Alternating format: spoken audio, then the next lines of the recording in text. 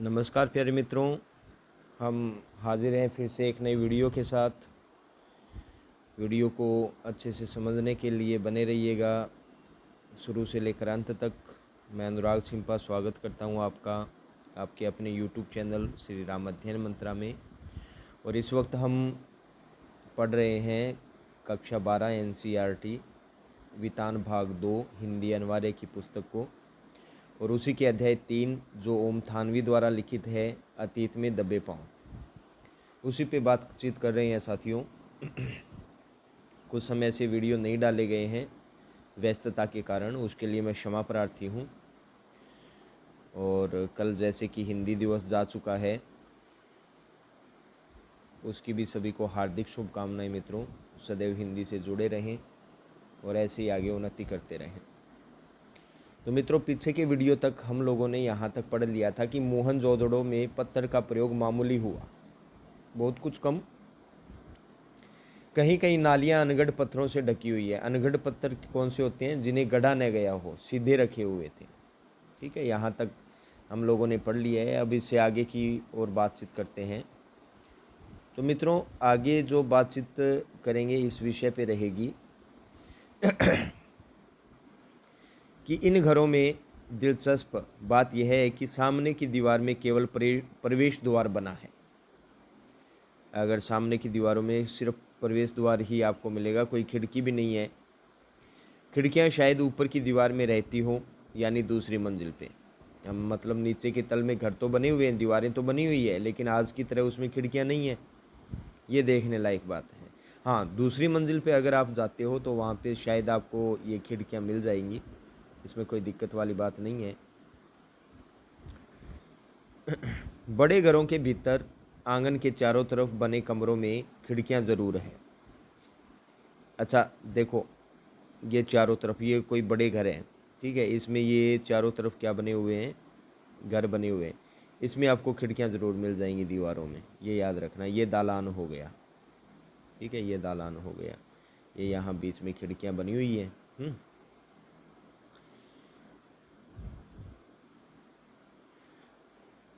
बड़े आंगन वाले घरों के बारे में समझा जाता है कि वहाँ कुछ उद्यम होता होगा। उद्यम का मतलब साथियों क्या हो जाता है? कोई भी व्यापार या कारोबार।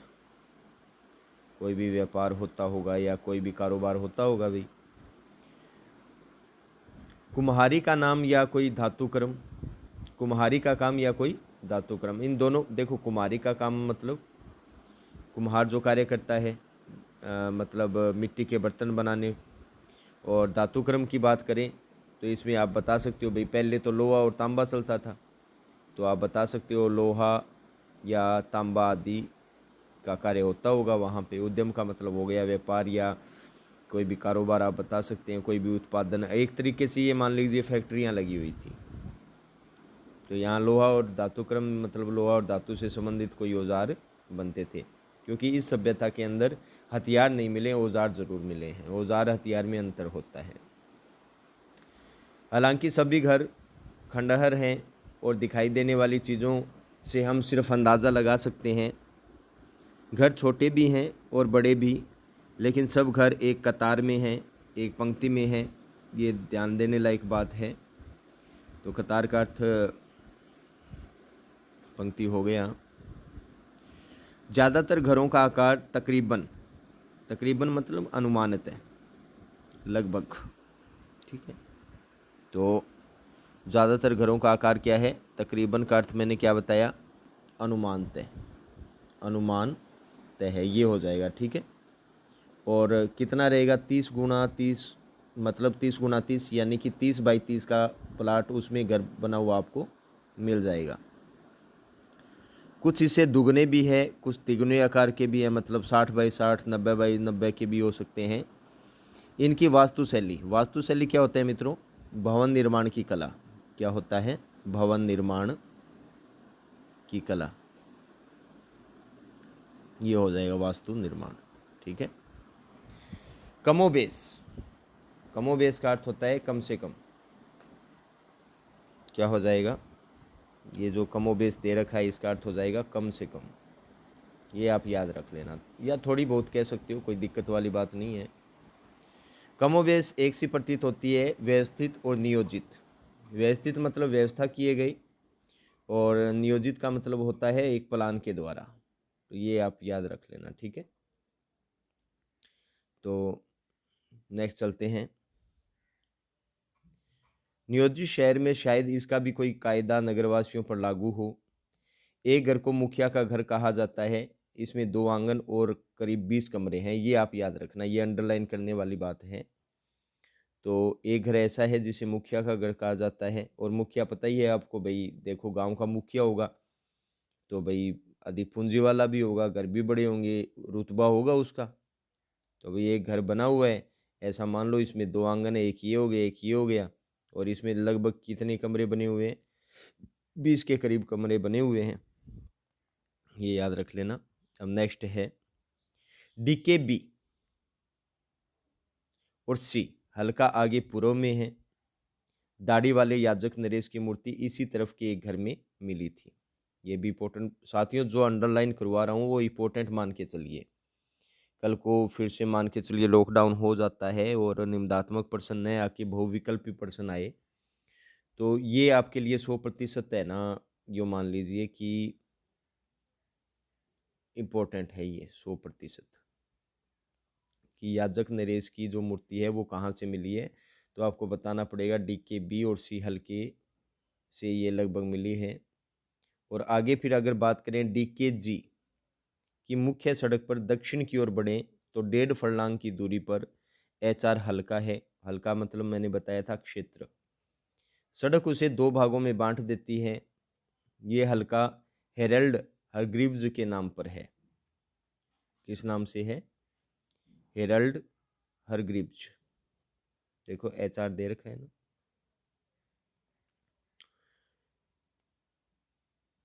जिन्होंने 1924-25 में राखलदास बनर्जी के बाद खुदाई की थी।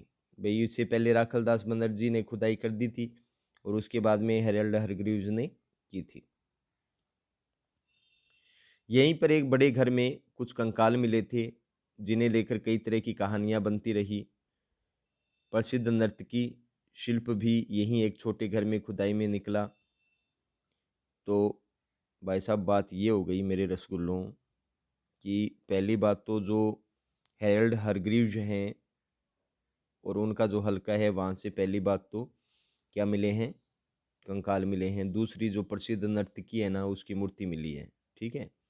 इसके बारे में पुरातत्वविद मार्टिमर विलर ने कहा था कि संसार में इसके जोड़ की दूसरी चीज शायद ही होगी। यह मूर्ति अब दिल्ली के राष्ट्रीय संग्रहालय में रखी हुई है। कहाँ रखी हुई है? दिल्ली के राष्ट्रीय संग्रहालय में। अब ये याद रख लेना, कंकाल तो आप जानते ही हो, और संग्रहालय का अर्थ क्या होता है मित्रों? अजायब घर, जहाँ कीमती और प्राचीन चीज़ें रखी जाती हैं, ठीक है। हाँ, अब चलते हैं नेक्स्ट। यहीं पर एक बड़ा घर है जिसे उपासना केंद्र समझा जाता है। इसमें आमने सामने की 2 चौड़ी सीढ़ियाँ ऊपर की ध्वस्त मंजिल की तरफ जाती है। मतलब वो मंजिल नहीं रही है, समय के अनुसार अब वो टूट फूट चुकी है। तो उपासना केंद्र का अर्थ क्या होता है मित्रों? पूजा स्थल। क्या होता है? पूजा स्थल। पूजा स्थल भी प्राप्त हुआ है, परंतु है ना, समय की मार के कारण जो दूसरी मंजिल है वो ध्वस्त हो चुकी है पूर्णतः, ठीक है। अब चलते हैं नेक्स्ट।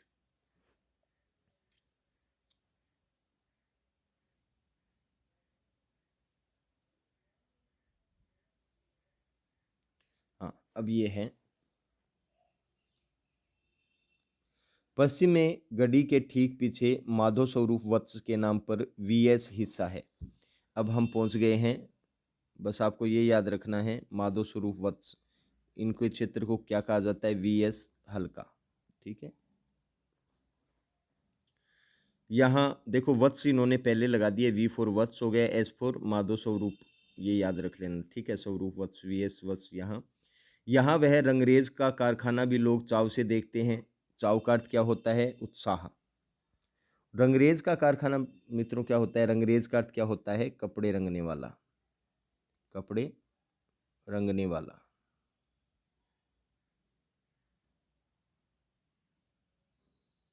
ठीक है, कौन होता है रंगरेज? कपड़े रंगने वाला। और तो रंगरेज का कारखाना भी यहाँ मिला है, तो आपको पूछ ले कि भाई रंगरेज का कारखाना कहाँ मिला है, तो आपको वीएस वो बताना पड़ेगा। जहाँ जमीन में ईंटों के गोल गड्ढे उभरे हुए हैं, अनुमान है कि इनमें रंगाई के बड़े बर्तन रखे जाते थे। 2 कतारों में 16 छोटे एक मंजिला मकान भी है इसी क्षेत्र में, जिसे वीएस क्षेत्र कहते हैं। 2 कतारों में 16 छोटे एक मंजिला मकान। एक कतार मुख्य सड़क पर है, दूसरी पीछे की छोटी सड़क की तरफ। सब में 2-2 कमरे हैं। स्नानघर यहाँ भी सब घरों में हैं। बाहर बस्ती में कुएं सामूहिक प्रयोग के लिए हैं। देखो कुएं किसके लिए थे? सामूहिक प्रयोग के लिए, सब उसे प्रयोग में ले सकते थे। ये कर्मचारियों या कामगारों के घर रहे होंगे। देखो मित्रों, कई बार आप देखते हो कि मान के चलिए पुलिस स्टेशन है, ठीक है, अब उन पुलिस वालों को रहने के लिए क्वार्टर दिए जाते हैं, रहने का स्थान दिया जाता है, तो आप देखते हो कि पीछे की तरफ या आसपास तो क्या बने रहते हैं? एक जैसे मकान बने रहते हैं, 20-25। ठीक है, तो वैसे ही हो सकता है वहाँ पे कोई कर्मचारी रहे हों, उनके लिए 16 छोटे छोटे मकान एक जैसे बनाए गए हों। 2 कमरे हैं प्रत्येक में एक स्नानागार है, तो ये बहुत अच्छी बात है। तो ठीक है, वहाँ पर भी आज जैसा कार्य होता था, ये बहुत अच्छी बात है। स्नानघर आप जानते ही हो, और कामगार श्रमिक या मजदूर होता है। ठीक है, अब चलते हैं आगे।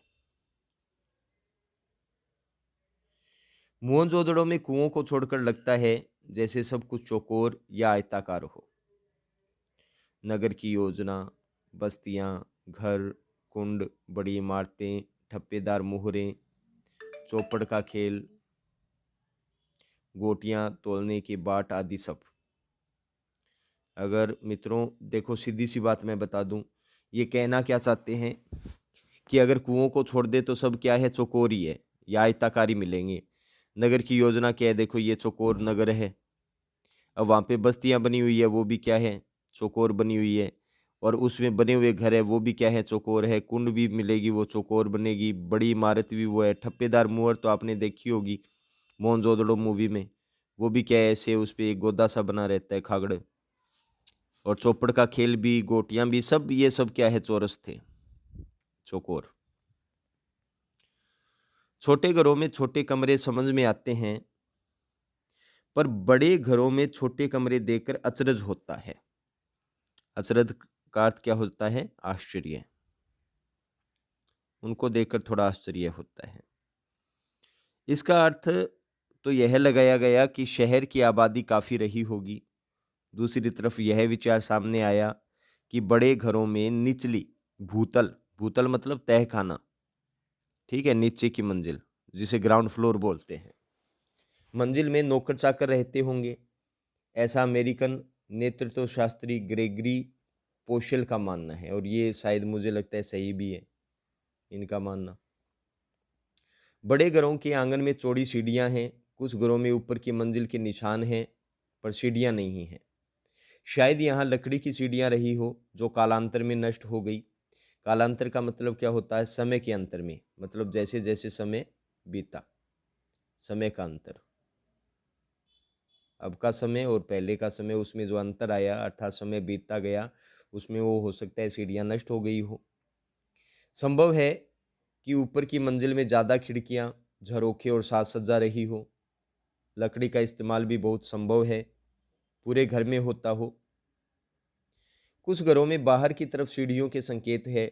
यहाँ शायद ऊपर और नीचे अलग अलग परिवार रहते होंगे। छोटे घरों की बस्ती में छोटी संकरी सीढ़ियाँ हैं, उसके पायदान भी ऊंचे हैं। ऐसा जगह की तंगी की वजह से होता है। मित्रों यही होता है, अगर जगह की तंगी रहेगी तो सीढ़ियाँ संकरी रहेगी, और सीढ़ियाँ संकरी रहेगी तो उसके पायदान, मतलब पैर रखने का जो स्थान होता है सीढ़ियों में, वो भी क्या रहेगा? थोड़ा ऊपर रहेगा। ये चीज़ याद रखना। अगर साज सज्जा की बात करें तो सुंदर सजावट की वस्तुओं से हो जाएगा। अब देखते हैं आगे।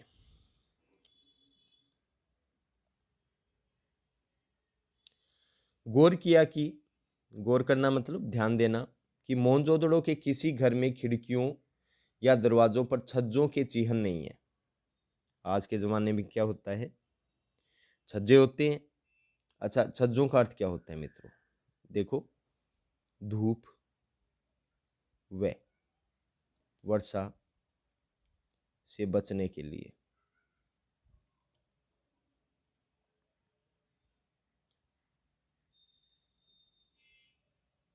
खिड़कियों व दरवाजों पर, किस पर? व दरवाजों पर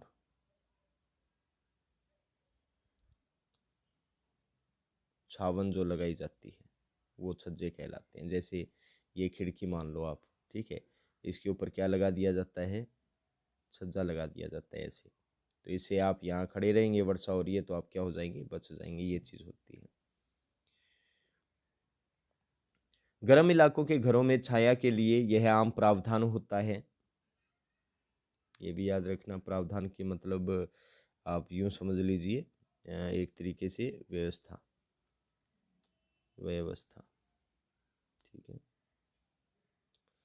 क्या उस वक्त यहाँ इतनी कड़ी धूप नहीं पड़ती होगी? मुझे मोहनजोदड़ो की जानी मानी मोहरों के पशु याद हो आए। शेर, हाथी या गैंडा इस मरुभूमि में हो नहीं सकते। अच्छा, मोहर पे है ना ये चिन्ह दिखाई देते हैं पशुओं के। अब उनके अनुसार देखे भाई, मोहर पे है तो मतलब उनके ये पशु देखे हुए हैं, लेकिन मरुभूमि में ये पशु कैसे आ सकते हैं? ये भी तो जानने लायक बात है। क्या उस वक्त यहाँ जंगल भी थे? यह तथ्य स्थापित हो चुका है कि यहाँ अच्छी खेती होती थी। पुरातत्व पुरातत्वी शिरीन रत्नागर का मानना है कि सिंधुवासी कुओं से सिंचाई कर लेते थे। दूसरे मोहनजोदड़ो की किसी खुदाई में नहर होने के प्रमाण नहीं मिले। हाँ, ये याद रख लेना कि क्या नहर के प्रमाण मिले हैं? तो साहब इसमें नहर के प्रमाण नहीं मिले। यानी बारिश उस काल में काफ़ी होती होगी। क्या बारिश घटने और कुओं के अत्यधिक इस्तेमाल से भूतल जल भी पहुंच से दूर चला गया? क्या पानी के अभाव में यह इलाका उजड़ा और उसके साथ सिंधु घाटी की समृद्ध सभ्यता भी? ये एक क्वेश्चन है अब हमारे सामने कि आखिर सिंधु घाटी सभ्यता ये मतलब गायब कैसे हो गई? क्या कारण था कि आज वो लुप्त हो गई धीरे धीरे? हो सकता है कि पानी की कमी रही हो, भूजल है वो नीचे चला गया हो और उसी पानी के अभाव में वो सभ्यता नष्ट हो गई हो। ये हमारे सामने एक प्रश्न उपस्थित होता है। अब चलते हैं नेक्स्ट।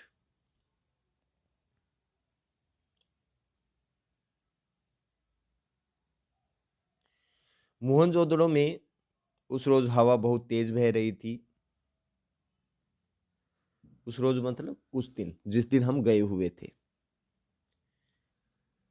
किसी बस्ती के टूटे फूटे घर में दरवाजे या खिड़की के सामने से हम गुजरते, मतलब निकलते, तो साएं साएं की ध्वनि में हवा की लय साफ पकड़ में आती थी।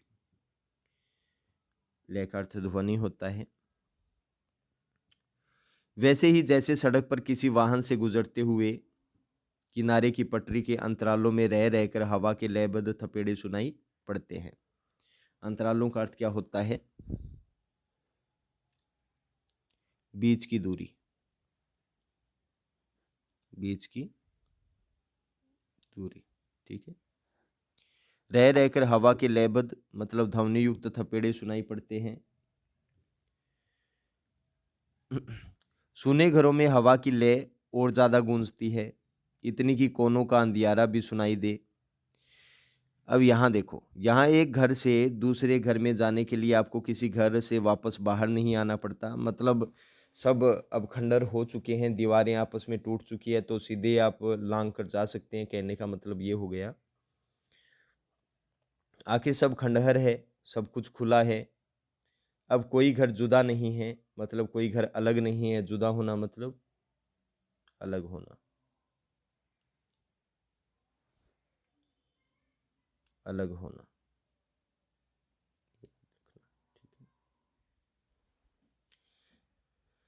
एक घर दूसरे घर में खुलता है, दूसरा तीसरे में। जैसे पूरी बस्ती एक क्या हो? बड़ा घर हो। जैसे पूरी बस्ती बड़ा घर हो, लेकिन घर एक नक्शा ही नहीं होता। हर घर का एक संस्कार में आकार होता है। मतलब संस्कार के अनुसार, अपनी संस्कृति के अनुसार। भले ही वह 5,000 साल पुराना घर क्यों न हो, हम में कमोबेश कम से कम हर कोई पाँव आहिस्ता उठाते हुए, आहिस्ता मतलब धीरे धीरे, आहिस्ता का अर्थ क्या हो जाएगा, धीरे धीरे, आहिस्ता उठाते हुए एक घर से दूसरे घर में बेहद धीमी गति से दाखिल होता था। बेहद का मतलब अत्यधिक हो जाता है, दाखिल होना मतलब प्रवेश करना। ठीक है। मानो मन में अतीत को निहारने की जिज्ञासा ही न हो। अतीत मतलब जो बीत गया समय, भूतकाल आप कह सकते हो। निहारने का अर्थ होता है देखना, और जिज्ञासा का मतलब होता है जानने की इच्छा या उत्सुकता आप कह सकते हैं। किसी अजनबी घर में अनधिकार चहलकदमी का अपराध बोध भी हो। भाई देखो, जो घर ऐसे ही पड़े हैं और उसमें हम सीधे ही घुस जाएं तो मन में तो होता ही है कि यार हम तो सीधे ही इसमें घुस आए हैं। अनधिकार का मतलब क्या होता है, जिसका अधिकार न हो, जिसका अधिकार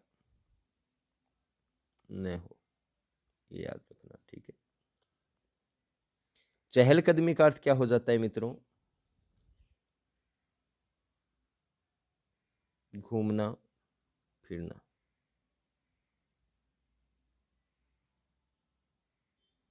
या टहलना, जो भी है। और अपराध बोध मतलब, अपराध बोध का अर्थ क्या होता है,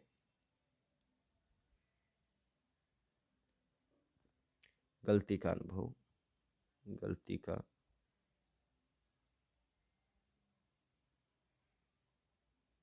अनुभव। ठीक है।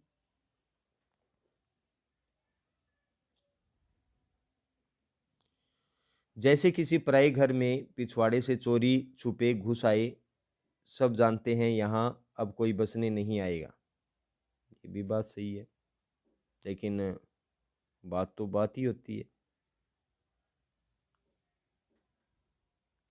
लेकिन यह मोहनजोदड़ो के पुरातात्विक अभियान की ही खूबी थी कि मिट्टी में इंच दर इंच कंघी कर इस कदर शहर और उसकी गलियों और कंगों घरों को ढूंढा और सहेजा गया कि यह एहसास हर वक्त आपके साथ रहता है, कल कोई यहाँ बसता था। यहाँ देखो, सीधी सी बात है, जो पुरातात्विक विभाग था उसकी मेहनत भी काफ़ी रही थी। मैं वैसे ही बता रहा हूँ, इसका अर्थ नहीं बता रहा। उन्होंने बहुत धीरे धीरे, बहुत समय से, मतलब कंघी कर करके, बुर्श से, छोटे छोटे औजारों से इस शहर को निकाला है। देखो कितना समय लगा होगा इसके लिए। अब सहेजा गया है, सहेजा गया है मतलब संभाला गया है, संभाला गया है, ये हो जाएगा।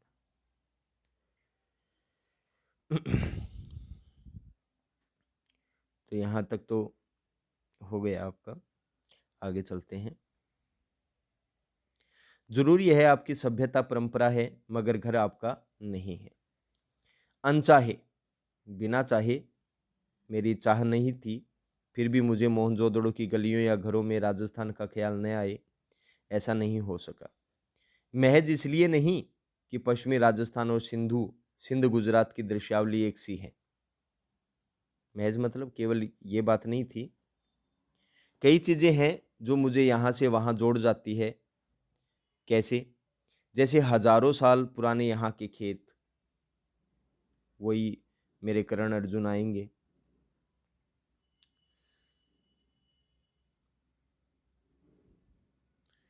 बाजरे और ज्वार की खेती, मोहनजोदड़ो के घरों में टहलते हुए मुझे कुलधरा की याद आई।